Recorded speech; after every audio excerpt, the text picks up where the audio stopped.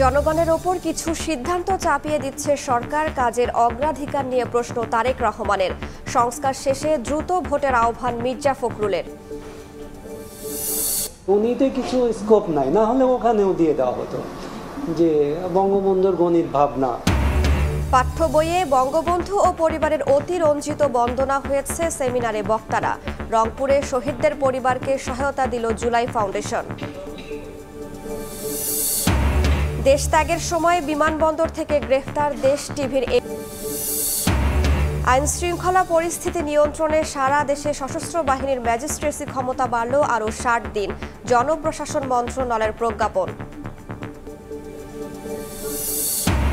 এবং রাজধানীতে বিনোদন কেন্দ্র খেলার মাঠ থেকেও নেই, ৬ বছর ধরে বন্ধ ঢাকা শিশু পার্ক। অযত্নে পড়ে আছে বাকিগুলো, মাঠ উদ্ধারের আশ্বাস উপদেষ্টার।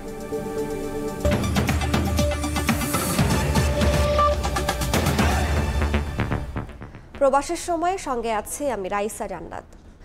অন্তর্বর্তী সরকার জনগণের ওপর কিছু সিদ্ধান্ত চাপিয়ে দিচ্ছে বলে মন্তব্য করেছেন বিএনপির ভারপ্রাপ্ত চেয়ারম্যান তারেক রহমান। তাদের কাজের অগ্রাধিকার তালিকা নিয়ে প্রশ্ন তুলে তিনি বলেন, সরকার পরিচালনায় অদক্ষতা মানবে না দেশের মানুষ। আর নির্বাচন কেন্দ্রিক সংস্কার শেষে দ্রুত ভোটের আহ্বান জানিয়েছেন মির্জা ফখরুল। দায়িত্ব নেওয়ার পর থেকে রাষ্ট্র সংস্কারে রাজনৈতিক দলগুলোর সঙ্গে আলাপ আলোচনা করে আসছে অন্তর্বর্তী সরকার। তবে তাদের কাছে কোন বিষয়গুলো অগ্রাধিকার পাচ্ছে তা নিয়ে বেশ কিছুদিন ধরেই নানা মহলে চলছে আলোচনা। এবার অন্তর্বর্তী সরকারের কাজের গতি ও তাদের অগ্রাধিকার তালিকা নিয়ে প্রশ্ন তুললেন বিএনপির ভারপ্রাপ্ত চেয়ারম্যান তারেক রহমান। রাজধানীতে এক অনুষ্ঠানে ভার্চুয়ালি যুক্ত হয়ে তিনি বলেন, দেশ পরিচালনায় অদক্ষতা প্রকাশ পেলে জনগণ তা মেনে নেবে না। রাষ্ট্র মেরামতের কর্মযজ্ঞ সম্পাদন করতে গিয়ে অগ্রাধিকারের সেটিং যদি ভুল হয়, অর্থাৎ কোনটা প্রায়োরিটি দিবেন ওনারা সেটা যদি ভুল হয়, তাহলে কিন্তু জনগণের কাছে সরকারের অদক্ষতা হিসাবেই কিন্তু এটি বিবেচিত হবে। যদি অদক্ষতা দেখতে পায় জনগণ, সেটাও কিন্তু জনগণ আবার সহজভাবে মেনে নেবে না। কিন্তু অন্তর্বর্তীকালীন সরকারের ব্যর্থতা কিন্তু আমাদের সকলের ব্যর্থতা। বর্তমান সরকার কিছু সিদ্ধান্ত জনগণের ওপর চাপিয়ে দিচ্ছে জানিয়ে তারেক রহমান বলেন, অন্তর্বর্তী সরকার ব্যর্থ হলে সবাই ব্যর্থ হবে। অন্তর্বর্তীকালীন সরকারের কিছু কিছু সিদ্ধান্ত মনে হয় তারা জনগণের যে আকাঙ্ক্ষা সেটার প্রতি ভ্রুক্ষেপ করতে বোধহয় চাইছে না, বরং তারা যেটা ভালো মনে করছে সেটাই তারা হয়তো চাপিয়ে দিতে চাইছে। অনেক অপ্রাপ্তি থাকার পরেও জনগণ কিন্তু এখনো এই সরকারের উপর আস্থা রাখতে চাইছে, তারা আস্থা হারাতে চাইছে না। অনুষ্ঠানে বিশেষ অতিথির বক্তব্যে বিএনপি মহাসচিব মির্জা ফখরুল ইসলাম আলমগীর বলেন, নির্বাচন কেন্দ্রিক সংস্কার দ্রুত শেষ করে ভোটের আয়োজন করতে হবে। সময় যত বেশি যাবে তত বেশি সমস্যা তৈরি হবে।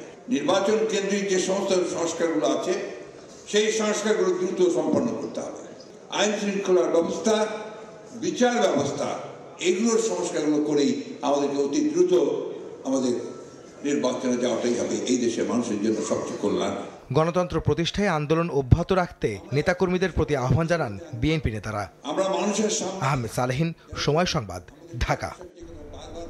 আওয়ামী লীগের আমলে পাঠ্যপুস্তকে শেখ মুজিবুর রহমান ও তার পরিবারের অতিরঞ্জিত বন্দনা করা হলেও অবহেলিত ছিলেন স্বাধীনতা আন্দোলনের অন্য নায়করা, এমন পর্যবেক্ষণ শিক্ষা বিশেষজ্ঞদের।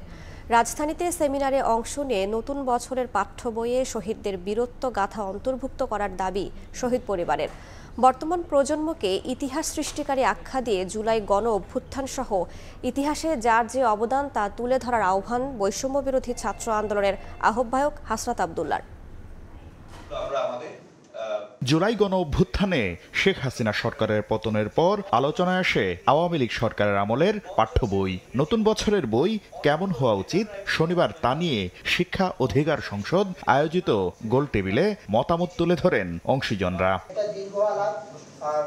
16 বছরের পাঠ্য বই পর্যালোচনা করে শিক্ষা বিশেষজ্ঞরা বলেন, 2009 সালে আওয়ামী লীগ সরকার ক্ষমতায় আসার পর প্রতিটি ক্লাসের প্রতিটি বিষয়েই শেখ হাসিনা সহ শেখ মুজিবুর রহমানের পরিবারের সদস্যদের বন্দনা অতিরঞ্জিতভাবে উপস্থাপন করা হলেও কিছু কিছু জায়গায় মুছে ফেলা হয় শেরে বাংলা একে ফজলুল হক, মৌলানা আব্দুল হামিদ খান ভাসানী, তাজউদ্দিন আহমেদ ও জিয়াউর রহমান সহ অনেকের অবদান, যা স্পষ্ট ইতিহাস বিকৃতি। শুধুমাত্র শেখ মুজিবের বন্দনা করা হয়েছে, যেরকম মুজিব ইন স্কুল ডেজ।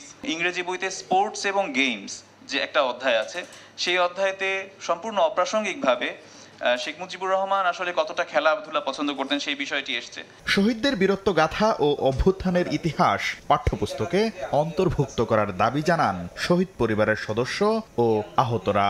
নামগুলো উঠে আসুক, ঘটনাগুলো উঠে আসুক। ইতিহাসে যার যে অবদান তা পাঠ্য বইয়ে যথাযথভাবে তুলে ধরার আহ্বান জানান বৈষম্য বিরোধী ছাত্র আন্দোলনের আহ্বায়ক হাসনাত আব্দুল্লাহ। 24-এর হিস্ট্রি, এটা যেহেতু গঠিত হয়েছে একটা তরুণ প্রজন্মর দ্বারা, সুতরাং এটা হচ্ছে একটা সাব হিস্ট্রি। এই যে একটা পেরুকিয়াল একটা মাইন্ডসেট, এই মাইন্ডসেট থেকে মনে হয় আমাদের একটু বের হতে হবে। পাঠ্য বইয়ে জুলাইয়ের ইতিহাস দেওয়ার যে প্রাথমিক যে ভাবনা শুরু থেকেই আমাদের কম বেশি আছে। পাঠ্য বইকে নির্দিষ্ট কোনো রাজনৈতিক দলের প্রচারের হাতিয়ার না বানানোর আহ্বান অংশীজনদের। রক্ষা করে কিভাবে। শাকির আহমেদ, সময় সংবাদ, ঢাকা। জুলাই অভ্যুত্থানের শহীদ পরিবারের পুনর্বাসনে কাজ করবে সরকার, এমনটা জানিয়েছেন অন্তর্বর্তী সরকারের 2 উপদেষ্টা। আর দ্রুত খুনিদের বিচার দাবি করেছেন শহীদ পরিবারের সদস্যরা। রংপুরে গণ অভ্যুত্থানের শহীদ 44 পরিবারকে অর্থ সহায়তা দেয় জুলাই শহীদ স্মৃতি ফাউন্ডেশন। আমার ছেলে মারা গেছে, গুলি হয়ে মারা গেছে, ওই বেটা আমার ভরণ ভরণ খোয়াছে, আমি এই বিশ্বাস চাই। বৈষম্য বিরোধী আন্দোলনে ছেলেকে হারান রংপুরের কাউনিয়া উপজেলার কৃষক নিজামুদ্দিন। সন্তানের জন্য এখনো তিনি ডুকরে কাঁদেন। দোষীদের বিচার ছাড়া কিছু চান না তিনি। নিজামুদ্দিনের মতো বাকরুদ্ধ শহীদ পরিবারের প্রিয়র মা বলেন, এই আর্থিক অনুদান দিয়ে মিটবে না ছেলেকে হারানোর শোক। কোটি কোটি টাকা যেহেতু বিদেশে পাচার হয়েছে, এইরকম একটা ভাঙা দেশে এইটুক করতে গিয়ে আমরা যারা শহীদ বাবা মা আছি, আহত বাবা মা আছি, তাদেরকে যদি আমরা একটু ধৈর্য না ধরি তাহলে আমরা ভালো কোনো ফল পাবো না। জাতীয় সঙ্গীত ও নিহতদের স্মরণে নীরবতা পালনের মধ্য দিয়ে শুরু হয় জুলাই স্মৃতি ফাউন্ডেশনের এই সভা। ফাউন্ডেশনের সাধারণ সম্পাদক সার্জিস আলম বলেন, যে কোনো যৌক্তিক দাবিতে শহীদ পরিবারের পাশে থাকবে জুলাই ফাউন্ডেশন। আমার শহীদ ভাইদের পরিবারের জন্য, আমার আহত ভাই বোনদের জন্য আর্থিক সহযোগিতা হোক, দীর্ঘমেয়াদী পুনর্বাসন হোক, নির্দিষ্ট সম্মানের ব্যবস্থা করা হোক, পরিবার থেকে অন্তত একজনের যোগ্যতা অনুযায়ী চাকুরির ব্যবস্থা করা হোক। যেই দাবিগুলো আমাদের কাছে আসবে প্রত্যেকটি যৌক্তিক দাবি বাস্তবায়নের জন্য জুলাই শহীদ স্মৃতি ফাউন্ডেশন তার সর্বোচ্চটুকু দিয়ে কাজ করে যাবে। 2 উপদেষ্টা বলেন, শহীদ পরিবারগুলোকে পুনর্বাসনের কাজ করবে সরকার। 24 সালে এসে বলতে হচ্ছে যে আরেকবার স্বাধীন, দ্বিতীয় স্বাধীনতা হচ্ছে, এই স্বাধীনতা আমাদেরকে টিকিয়ে রাখতে হবে। আমরা প্রত্যেকের পাশে পৌঁছাতে চাই, কিন্তু প্রত্যেকের পাশে জনে জনে পৌঁছানো খুব কঠিন কাজ, এটা আপনারাও বোঝেন। কিন্তু আমরা অন্তর থেকে, আত্মার থেকে তাদের কাছে আছি। রংপুর বিভাগের 44 জন শহীদ পরিবারের প্রত্যেককে নগদ 5 লাখ টাকার অর্থ সহায়তা তুলে দেয় জুলাই শহীদ স্মৃতি ফাউন্ডেশন। রেদওয়ান হিমেল, সময় সংবাদ, রংপুর। বৈষম্য বিরোধী ছাত্র আন্দোলনের সময় হত্যা চেষ্টা মামলায় এবার গ্রেফতার হলেন বেসরকারি টেলিভিশন দেশ টিভির ব্যবস্থাপনা পরিচালক আরিফ হাসান। দেশত্যাগের সময় রাতে হযরত শাহজালাল আন্তর্জাতিক বিমানবন্দর থেকে তাকে গ্রেফতার করেছে ঢাকা মহানগর গোয়েন্দা পুলিশ। বিষয়টি নিশ্চিত করেছেন ডিএমপির মিডিয়া অ্যান্ড পাবলিক রিলেশনসের উপকমিশনার তালিবুর রহমান। তিনি জানান, ছাত্র জনতার আন্দোলন চলাকালে 19 জুলাই বিমানবন্দর থানায় হত্যা চেষ্টা মামলার আসামি তিনি। গোপন সংবাদের ভিত্তিতে দেশত্যাগের সময় বিমানবন্দর থেকে আরিফ হাসানকে গ্রেফতার করা হয়েছে। মিন্টো রোডের ডিবি কার্যালয়ে তার জিজ্ঞাসাবাদ চলছে। দেশ টিভির এমডি আরিফ হাসান বেসরকারি টেলিভিশন মালিকদের সংগঠন অ্যাটকোর সাধারণ সম্পাদক।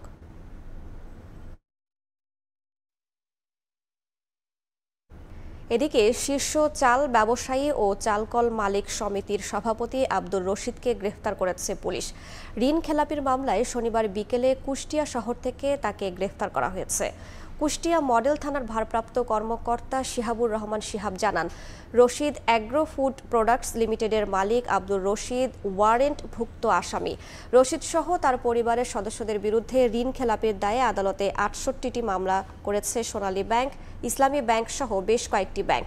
এরপর থেকেই পরিবারটির সব সদস্য আত্মগোপনে ছিলেন। Bangladesh auto major and husking mill মালিক সমিতির সভাপতিকে রোববার আদালতে তোলা হবে।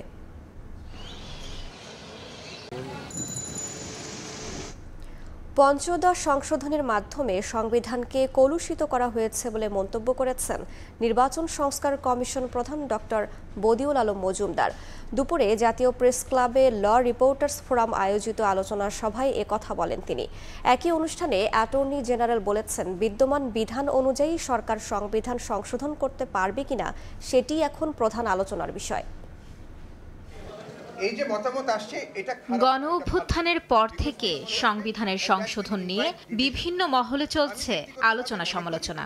সরকারের পক্ষ থেকেও সংবিধান সংশোধনে দেয়া হয়েছে সমর্থন, যা হচ্ছে প্রস্তাবনা। জনপ্রিয়তা হ্রাস পাচ্ছে। শনিবার দুপুরে জাতীয় প্রেস ক্লাবে ল রিপোর্টার্স ফোরামের আলোচনা সভায় আইনজ্ঞরা বলেন, একনায়কতন্ত্র থেকে বের হতে হলে সংবিধানের কিছু কিছু জায়গায় যৌক্তিক সংস্কার প্রয়োজন। গণতন্ত্রের পক্ষে যদি আমাদের এগোতে হয়, অবশ্যই আমার মনে হচ্ছে সংবিধানের কিছু কিছু জায়গায় জরুরি পরিবর্তন প্রয়োজন। কনস্টিটিউশন কিন্তু কোনো ফৌজদারি কার্যবিধি না, কোনো দণ্ডবিধি না।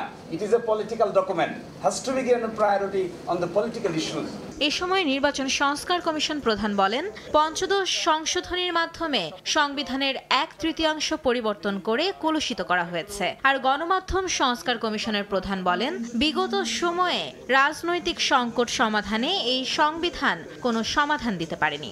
পঞ্চদশ সংশোধনীর মাধ্যমে সংবিধানের 1/3 পরিবর্তন করা হয়েছে। আমরা দেখেছি যে গত 53 বছরে সংবিধান আমাদের রাজনৈতিক সংকটের সমাধান করতে পারেনি, বরং রাজনৈতিক সংকট তৈরি করেছে। বিদ্যমান বিধান অনুযায়ী সরকার সংবিধান সংশোধন করতে পারবে কিনা তা নিয়ে সংশয় জানিয়ে অ্যাটর্নি জেনারেল বলেছেন, মানুষের ভোটাধিকার ও গণতন্ত্র নিশ্চিত করতে পারলেই সব সংশোধন সম্ভব। যদি গণতন্ত্র ঠিক থাকে, ভোটাধিকার যদি ঠিক রাখা যায়, অন্য সব সমস্যার সমাধান হবে। সংবিধানের পরিবর্তন হলেও মৌলিক কাঠামোর পরিবর্তন কেউ করতে পারবে না বলেও মত দেন বক্তারা। প্রস্তাবনা হবে এমনভাবে ছোট করে সমস্ত সংবিধানের ছোট একটা আকার আসবে। মাইমুনা হায়দার চৌধুরী, সময় সংবাদ, ঢাকা। বিগত নির্বাচনগুলোতে গোয়েন্দা সংস্থার সদস্যরা সাংবাদিক সহ সাধারণ নাগরিকদের যে হয়রানি করেছে তা বেআইনি ও তাদের বিচারের আওতায় আনা উচিত বলে মন্তব্য করেছেন নির্বাচন সংস্কার কমিশনের প্রধান বদিউল আলম মজুমদার।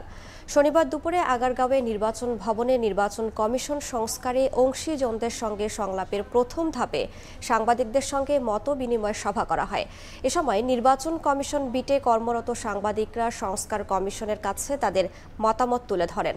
কমিশন প্রধান জানান, বিধিবিধান আইন কানুন নিয়ে এই পর্যন্ত 21টি সভা করেছে নির্বাচন সংস্কার কমিশন। ইমেল পেয়েছে 364টি। সভায় স্থানীয় সরকার নির্বাচনে দলীয় প্রতীকের প্রয়োজন নেই বলে মন্তব্য করেছেন সংস্কার কমিশনের সদস্য ডক্টর তোফায়েল আহমেদ। একই সঙ্গে ইভিএম দুর্বল ও ত্রুটিপূর্ণ যন্ত্র উল্লেখ করে এটি ব্যবহারের ক্ষেত্রে রাজনৈতিক মতামত নিতে হবে বলে মন্তব্য করেন বদিউল আলম মজুমদার। এগুলো বেআইনি, এগুলো শাস্তিযোগ্য অপরাধ, নির্বাচনী অপরাধ করেছে এবং এগুলোর ওই যে শাস্তি হওয়া উচিত ছিল।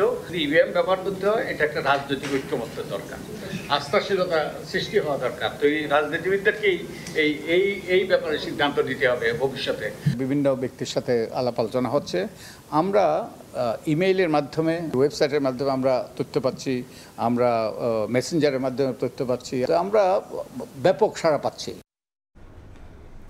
মিয়ানমার নিয়ে ভারত, চীন, যুক্তরাষ্ট্রের স্বার্থের কাছে বলি বাংলাদেশ। এতে করে রোহিঙ্গা সংকট দীর্ঘায়িত হচ্ছে বলে মন্তব্য করেন পররাষ্ট্র উপদেষ্টা তৌহিদ হোসেন। রাজধানীর একটি হোটেলে বে অব বেঙ্গল আন্তর্জাতিক সম্মেলনের উদ্বোধনী অনুষ্ঠানে একথা বলেন তিনি। রোহিঙ্গা সংকট সমাধানে বাংলাদেশ প্রতিবেশী দেশগুলোর আশানুরূপ সমর্থন পায়নি বলেও মন্তব্য করেন উপদেষ্টা। 8 years, the level of support that we expected from our neighbors, big neighbors, has not been forthcoming. For China, Myanmar remains very important for its access to the Bay of Bengal.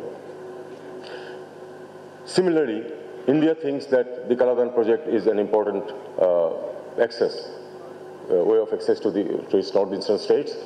So, for that project, it has to keep a very good relations with Myanmar. And for this, I am being a little frank, we have been sort of a victim of the circumstances. I believe that it is not going to remain a problem for Bangladesh forever. It is going to become a problem for everyone else. বাংলাদেশের তরুণরা যেভাবে পথ দেখিয়েছে সেভাবে বিশ্ববাসীকে একটি নতুন পৃথিবীর বিষয়ে ভাবতে আহ্বান জানিয়েছেন প্রধান উপদেষ্টা ডক্টর মোহাম্মদ ইউনূস।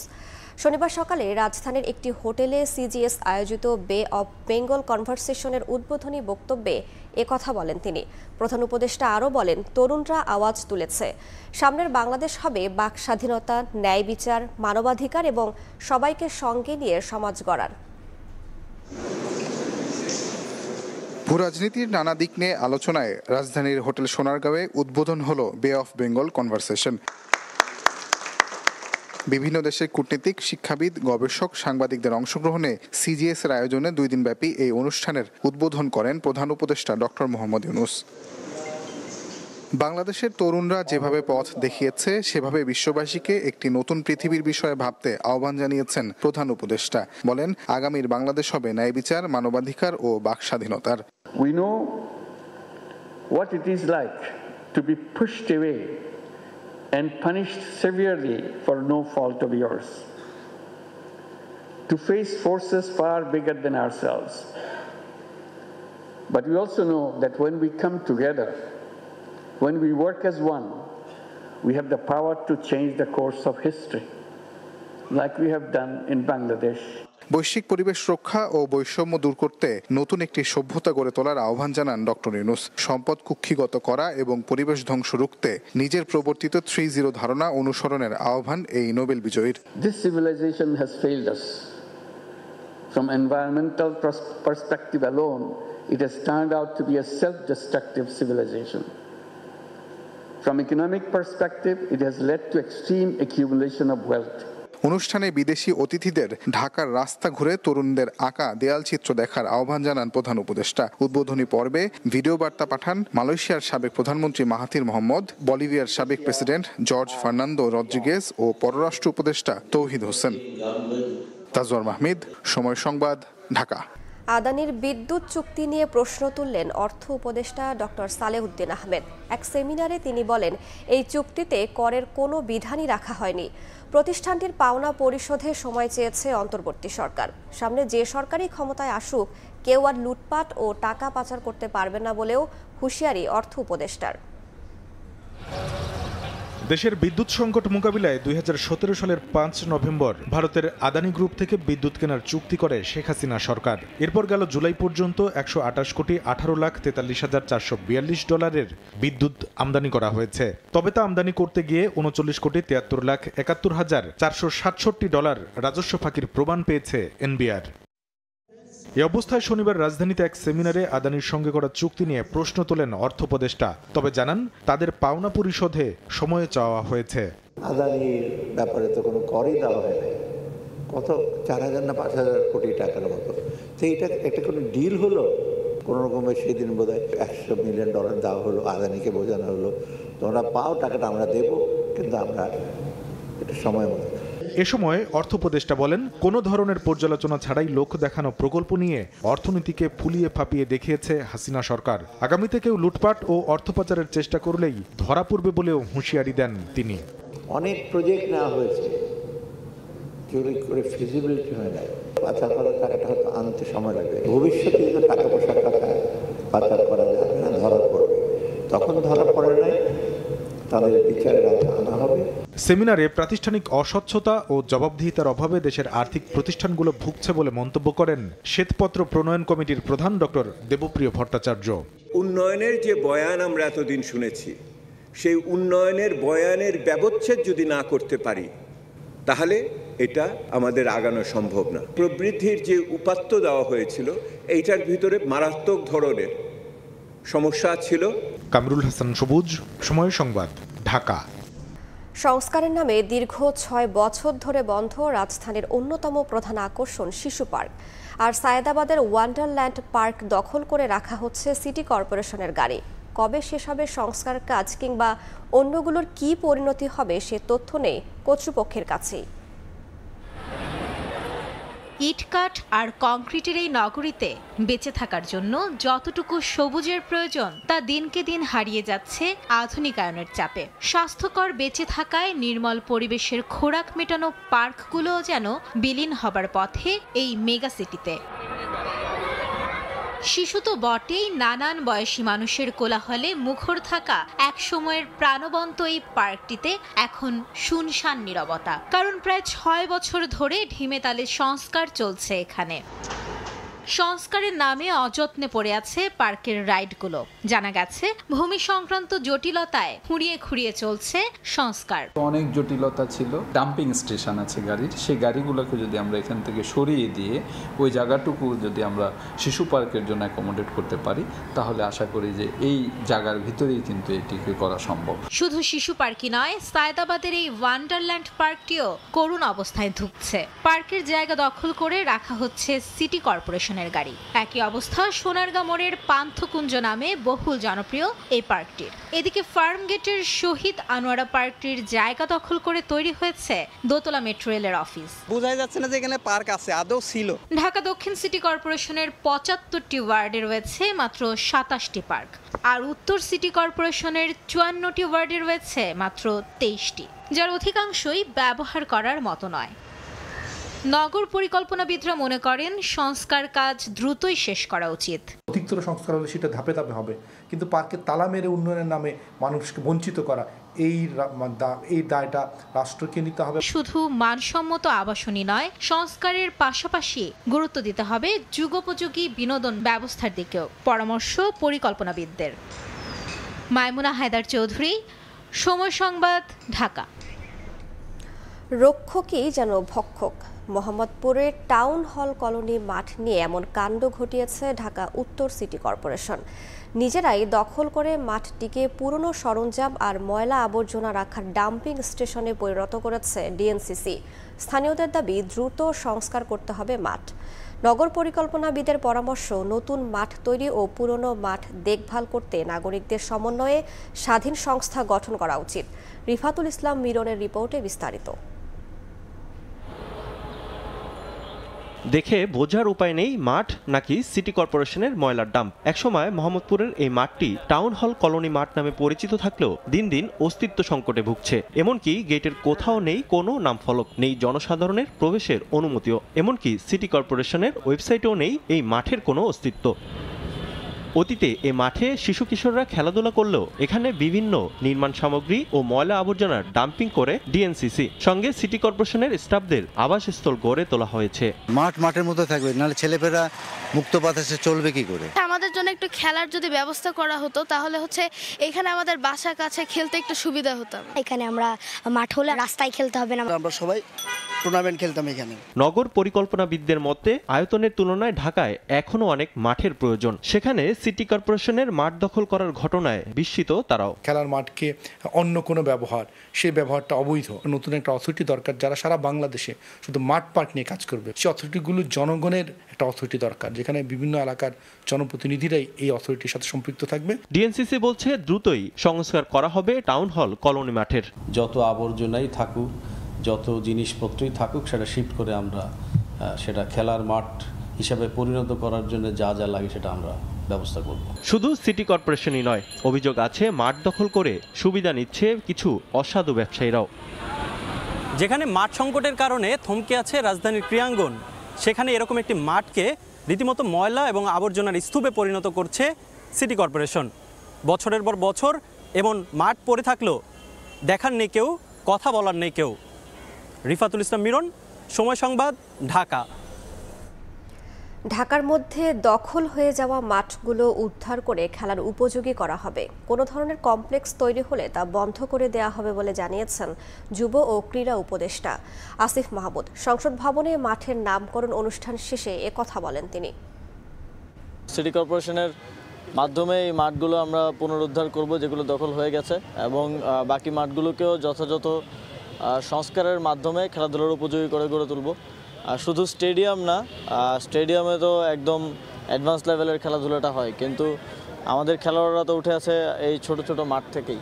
তো এগুলো আমাদের একটা প্রায়োরিটির অংশ থাকবে। ক্রিকেট বোর্ড একটা অটোনমাস বডি, আমি আমার পরামর্শ দিতে পারি, এবং আমি যখন সর্বশেষ খেলা নিয়ে মিরপুরে একটা পরিস্থিতি তৈরি হলো, তখন আমি আমার সেই পরামর্শ দিয়েছি, আপনারা জানেন, এবং ক্রিকেট বোর্ড সেই অনুযায়ী ব্যবস্থা নিয়েছে। সামনের দিকে ক্রিকেট বোর্ড অটোনমাসলি সিদ্ধান্তগুলো নিবে অবশ্যই, সেক্ষেত্রে আমার যে কোনো পরামর্শ যদি ওই সময়ের প্রেক্ষিতে দেওয়ার মতো থাকে আমি তাদেরকে সেটা জানাবো। এবার নবান্ন উৎসবের খবর। ইট কাঠের নগরীতে নবান্নের আয়োজন। পিঠাপুলির স্বাদ নিতে ঢাকা বিশ্ববিদ্যালয়ের চারুকলায় ভিড় করেন নানা বয়সী মানুষ। গ্রামীণ সংস্কৃতি যাতে হারিয়ে না যায় সেজন্য প্রতি বছর এই আয়োজন করা হয়।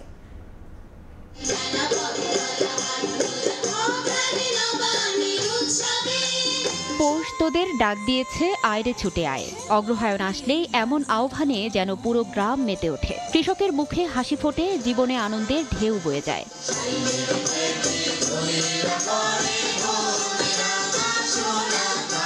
যান্ত্রিক জীবনে তরুণ প্রজন্মের মাঝে শিকড়ের আনন্দ ছড়িয়ে দিতে বছরের পর বছর চলছে এই আয়োজন। কৃষকের আনন্দ দিন, আমাদেরও আনন্দ দিন, তাই আমরা নবান্ন উৎসবে পালন করতে আসছি। বাঙালি বাংলা সংস্কৃতি যতদিন থাকবে নবান্ন উৎসবের তাৎপর্য থাকতেই হবে। পিঠাপুলি, বাহারি পোশাক আর রঙিন সজ্জায়, বাঁশির মায়াবী ধ্বনি, নাচ, গান আর আবৃত্তিতে অগ্রহায়ণের প্রথম সকাল চারুকলার বকুলতলায় এসে যেন মুখরিত হয়ে উঠেছে। আজকের দিনটা হচ্ছে কৃষকদের আনন্দের দিন, আর কৃষকের আনন্দ মানেই হচ্ছে আমাদের আনন্দ। এই যে উদ্যোগটা ওনারা নিয়েছেন প্রতি বছরই হয়, আমি মনে করি এতে করে আমাদের বাঙালি জাতির সংস্কৃতিটা আরও বিকশিত হবে। কৃষক তাদেরকে আমাদের একটা ধন্যবাদ দেওয়ার একটা বিষয় থাকে, তাদেরকে কৃতজ্ঞতা জানাই আমাদের মধ্য দিয়ে, এই অনুষ্ঠানের মধ্য দিয়ে। গ্রামীণ সংস্কৃতি ও ঐতিহ্য যাতে হারিয়ে না যায় সেজন্য প্রতি বছর ঢাকা বিশ্ববিদ্যালয়ের চারুকলায় অনুষ্ঠিত হয় এই আয়োজন। গ্রাম, গ্রামের মানুষ এবং গ্রামীণ সংস্কৃতিকে ধারণ করে সঠিকভাবে তার বিকাশ ঘটাতে পারলেই গোটা দেশ, গোটা জাতি হয়ে উঠবে আরও সমৃদ্ধ, আরও উন্নত। ফারজানা লিনা, সময় সংবাদ, ঢাকা। দীর্ঘ প্রায় 2 বছর পর আবারও ফোনালাপ করলেন রুশ প্রেসিডেন্ট ভ্লাদিমির পুতিন ও জার্মান চ্যান্সেলর ওলাফ শলৎজ। ঘণ্টাব্যাপী সংলাপে পুতিনকে ইউক্রেন যুদ্ধ বন্ধ ও দেশটি থেকে সেনা সরিয়ে নেওয়ার আহ্বান জানান শলৎজ। অন্যদিকে সীমান্তে ন্যাটোর তৎপরতা বন্ধে জার্মান চ্যান্সেলরের প্রতি আহ্বান জানিয়েছেন পুতিন। তবে দুই নেতার এ সংলাপকে পুতিনের ধূর্ততা বলে মন্তব্য করেছেন জেলেনস্কি। জার্মানি থেকে 2 বিশ্ব নেতার সংলাপের বিস্তারিত জানাচ্ছেন বিটু বড়ুয়া। প্রায় 2 বছর পর রাশিয়া ও জার্মানির শীতল সম্পর্কের বরফ গলার সম্ভাবনা তৈরি হয়েছে। শুক্রবার কূটনৈতিক তৎপরতার অংশ হিসেবে ফোনালাপ করেছেন রুশ প্রেসিডেন্ট ভ্লাদিমির পুতিন ও জার্মান চ্যান্সেলর ওলাফ শলৎজ। ঘণ্টাব্যাপী ফোনালাপে নিজেদের রাজনৈতিক অবস্থান তুলে ধরেন দুই নেতা। এ সময় দ্রুত ইউক্রেন যুদ্ধ বন্ধ ও রুশ সেনাদের দেশে ফিরিয়ে নিতে পুতিনের প্রতি আহ্বান জানান শলৎজ। ইউক্রেন যুদ্ধে উত্তর কোরিয়ার সেনাদের সংশ্লিষ্টতা যুদ্ধকে আরও দীর্ঘস্থায়ী করবে এমন শঙ্কাও প্রকাশ করেন তিনি। তবে যুদ্ধ শেষ না হওয়া পর্যন্ত ইউক্রেনকে সব ধরনের সহযোগিতা দেওয়ার বিষয়টিও পুতিনকে সাফ জানিয়ে দেন জার্মান চ্যান্সেলর। ফোনালাপে পুতিন জার্মান চ্যান্সেলরকে বলেন, অধিকৃত অঞ্চলগুলোতে রুশ আধিপত্যকে ইউক্রেন মেনে নিলেই যুদ্ধ বন্ধ হবে। একই সঙ্গে রুশ সীমান্তে ন্যাটোর সব কার্যক্রম বন্ধেরও আহ্বান জানান তিনি। ফোনালাপে জার্মানিকে অবন্ধুসুলভ আচরণ থেকে সরে আসারও আহ্বান জানিয়েছেন পুতিন। অন্যদিকে শলৎজ ও পুতিনের ফোনালাপকে নতুন করে হাজারো সমস্যা সৃষ্টির অজুহাত বলে মন্তব্য করেছেন ইউক্রেনের প্রেসিডেন্ট ভলোদিমির জেলেনস্কি। এসব সংলাপের কারণে পুতিনের বিরুদ্ধে আরোপ করা সব নিষেধাজ্ঞা দুর্বল হয়ে পড়বে বলেও আশঙ্কা প্রকাশ করেন তিনি। এ বিষয়ে দেয়া এক ভিডিও বার্তায় পুতিনকে ধূর্ত বলে কটাক্ষ করেন জেলেনস্কি। দীর্ঘ 2 বছর পর রুশ প্রেসিডেন্ট ভ্লাদিমির পুতিনের সঙ্গে জার্মান চ্যান্সেলর ওলাফ শলৎজের ফোনালাপ নিঃসন্দেহে প্রশংসনীয় উদ্যোগ। কিন্তু মানবাধিকার সংস্থাগুলো বলছে, এই 2 বিশ্বের শক্তিধর রাষ্ট্রপ্রধান যদি কূটনৈতিক তৎপরতায় সত্যিকার অর্থেই বিশ্বাস রাখতেন, তাহলে রুশ ইউক্রেন যুদ্ধ যেমন এড়ানো যেত, তেমনি বেঁচে যেত লাখো মানুষের প্রাণ। জার্মানি থেকে বিটু বড়ুয়া, সময় সংবাদ। ভারত সরকারের সবুজ সংকেত না পাওয়ায় আসন্ন কলকাতা আন্তর্জাতিক বইমেলায় বাংলাদেশের অংশগ্রহণ অনিশ্চিত হয়ে পড়েছে। শুক্রবার মেলার আয়োজকরা সংবাদ সম্মেলনে কথা জানান। এদিন বইমেলার থিম কান্ট্রি জার্মানির লোগো উন্মোচন করা হয়। 28 জানুয়ারি সল্ট লেকে বসছে কলকাতা আন্তর্জাতিক বইমেলার 48তম আসর। বিশ্বজিৎ দাসের ক্যামেরায় বিস্তারিত জানাচ্ছেন সুব্রত আচার্য। কলকাতা আন্তর্জাতিক বইমেলার আয়োজক সংস্থা West Bengal publishers and booksellers গিল্ডের ডাকা সাংবাদিক বৈঠকের কারণ ছিল 48তম আয়োজনের নির্ঘণ্ট ঘোষণা, সঙ্গে এবারের আয়োজনের ফোকাল থিম কান্ট্রির লোগো উন্মোচন। প্রতি বছর কলকাতা বইমেলায় বড় প্যাভিলিয়ন নিয়ে দেশের শীর্ষ প্রকাশনীর বই বিক্রি করে বাংলাদেশ। মেলায় সবচেয়ে বেশি ভিড়ও হয় এই স্টলগুলোতে, কিন্তু এবারের পরিস্থিতি কিছুটা ভিন্ন। ঢাকা দিল্লি শীতল কূটনৈতিক সম্পর্কের রেশ মেলায় পড়তে পারে কিনা এমন প্রশ্নের মুখোমুখি হন আয়োজকরা। এখানকার বাংলা বই যেরকম বাংলাদেশে পাঠকরা উৎসুক হয়ে থাকে সেখানকার লেখকের বই যেরকম প্রকাশিত হয় বাংলাদেশে যারা প্রকাশক তারা যে বইগুলো প্রকাশ করেছেন তারা বেশ কয়েক বছর এখানে আস্তে আস্তে তাদেরও একটা পাঠক তৈরি হয়েছে, তারা সেই জিনিস এখন প্রয়োগ করে। গেলবারের আয়োজনে প্রায় ২৭ লাখ মানুষ মেলা প্রাঙ্গণে এসেছিলেন। বই বিক্রি হয়েছিল প্রায় ২৩ কোটি টাকার। আর এই বিপুল সংখ্যক বই এবং জনসমাগমে বাংলাদেশি বই এবং স্টলগুলো ব্যাপকভাবে প্রভাব ফেলেছিল। তবে এবার মেলায় বাংলাদেশি স্টল না থাকলে এর নেতিবাচক প্রভাব পড়বে কিনা তা নিয়েও ছিল প্রশ্ন। আমাদের কাছে যদি কোনো ডাইরেক্টিভ না আসে আমরা তো এগোতে পারবো না, এগোতে না পারলে বাংলাদেশ আসতে পারবে না। যদি না আসতে পারে তখন সেই পরিস্থিতিতে বাংলাদেশের সাহিত্য তো একটা ভ্যাকুয়াম তো সবসময় থাকে। পশ্চিমবঙ্গের মুখ্যমন্ত্রী মমতা বন্দ্যোপাধ্যায় ৪৮ বার ঘণ্টা বাজিয়ে এবারও মেলার উদ্বোধন করবেন। ২৮ জানুয়ারি শুরু হয়ে মেলা চলবে ৯ ফেব্রুয়ারি পর্যন্ত। প্রতিদিন দুপুর ১২টা থেকে রাত ৮টা পর্যন্ত সবার জন্য উন্মুক্ত থাকবে মেলা প্রাঙ্গণ। বইপ্রেমীরা বিনামূল্যে মেলায় ঢুকে কিনতে পারবেন তাদের পছন্দের সব বই। সুব্রত আচার্য, সময় সংবাদ, কলকাতা। ক্রিকেট দলের ওয়েস্ট ইন্ডিজ সফরের খবর। ক্যারিবীয় দ্বীপপুঞ্জে ২ ম্যাচের টেস্ট সিরিজ শুরুর আগে একমাত্র প্রস্তুতি ম্যাচে মাঠে নামতে যাচ্ছে বাংলাদেশ। অ্যান্টিগার কুলিস ক্রিকেট গ্রাউন্ডে ওয়েস্ট ইন্ডিজ নির্বাচিত একাদশের বিপক্ষে খেলা শুরু হবে বাংলাদেশ সময় রাত ৮টায়। সূচি অনুযায়ী ৪ দিনের ম্যাচ হলেও তা কমিয়ে আনা হয়েছে অর্ধেকে। মূলত হুট করে মাঝপথে আয়োজন করা আফগানিস্তান সিরিজের কারণে সংক্ষিপ্ত করা হয়েছে প্রস্তুতি ম্যাচের ব্যাপ্তি। তবে কন্ডিশন ও একাদশ বাছাইয়ের জন্য ২ দিনের এই প্রস্তুতি ম্যাচের গুরুত্ব অনেক সফররতদের কাছে। একদিকে নিয়মিত অধিনায়ক না থাকায় নাম্বার ৩ ব্যাটার বাছাই, পাশাপাশি চোটে ছিটকে যাওয়া মুশফিকের বিকল্প খুঁজে নিতে হবে এই ওয়ার্ম আপ ম্যাচে। শান্তর অনুপস্থিতিতে বাংলাদেশের অধিনায়কত্ব করবেন সহ অধিনায়ক মেহেদী হাসান মিরাজ।